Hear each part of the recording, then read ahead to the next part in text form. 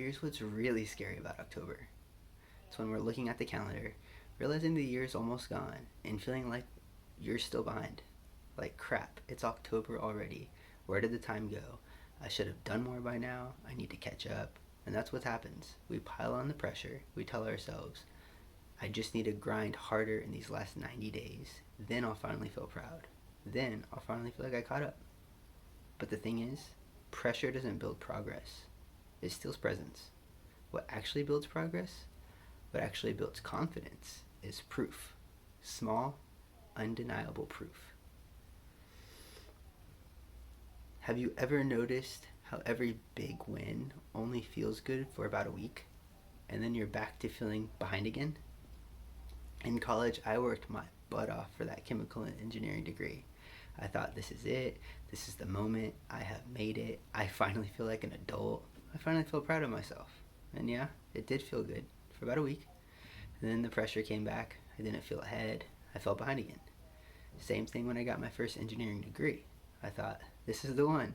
This is where I finally feel successful. Nope. Within a few months, the same thing. Behind, not good enough, not where I thought I should be. And when I started coaching, the same old voice followed me. Didn't matter how much I was doing, it still whispered, you're not there yet. And that's when it hit me. No milestone was ever going to fix it. Because pressure doesn't let you win. Pressure just moves the finish line further and further away. If pressure really worked, wouldn't you already feel caught up by now? More pressure doesn't move you forward. It never has. Proof does. Proof that you actually move something that matters. Proof that you're becoming the person you want to become. Pressure builds stress. Proof builds self-trust. Alone changes everything. And once I saw this, I actually started asking myself, okay, how do I actually live this? And that's when I came up with 3 rules that keep me in proof instead of pressure. You don't have 15 priorities, you just have pressure. So here's what I started doing instead. The must move rule. Pick one must move for the week. Just one thing. If nothing else changes, or if nothing else got done, you could point and say, yep, I move that forward. By doing this rule, when Friday rolls around, you don't just feel busy, you don't just look back and see a blur. You actually have proof you moved something that mattered. And that proof, that is fuel. That's momentum, and that's what keeps you moving without that constant heavy weight of pressure. Now, the moment I say this, I know what you're thinking. Okay, but if I slow down, Anthony, won't I just fall even further behind? No, that's not how it works. This brings me to step 2. Here's a lie most of us buy into. If I stop, I'll fall behind. But think about NASCAR. These cars are flying around the track at insane speeds, 200 plus miles an hour. And yet, they stop, they actually pull in, they take a break, change the tires, they get refueled. Now here's the question. Does that stop them from winning? No, it helps them win. And it's the same for us. Rest isn't wasted. Resetting isn't weakness.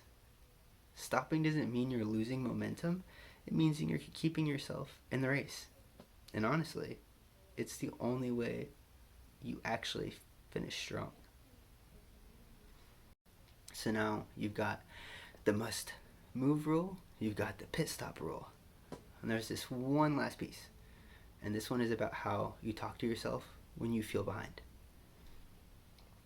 Here's the thing about the voice in your head. It says, you're not good enough. You're not where you should be. You're behind. And the truth, most of the time, that voice wins. But here's the shift that changed everything for me. The yet principle. One word. I'm not there yet. But I have proof I'm on the way. That word yet, it flips everything. It changes the story from I'm failing to I am building. And when you stack those little proofs week by week, you stop living under pressure and you start building trust in yourself. That's what gets you moving forward without burning out. Here's the biggest lie pressure tells you: that you're behind. And the only way to catch up is to push harder. But pressure lies. It tells you you're not enough. It tells you the only way forward is to grind. No, we're not talking about skateboarding. Instead, choose proof. Use the must move rule.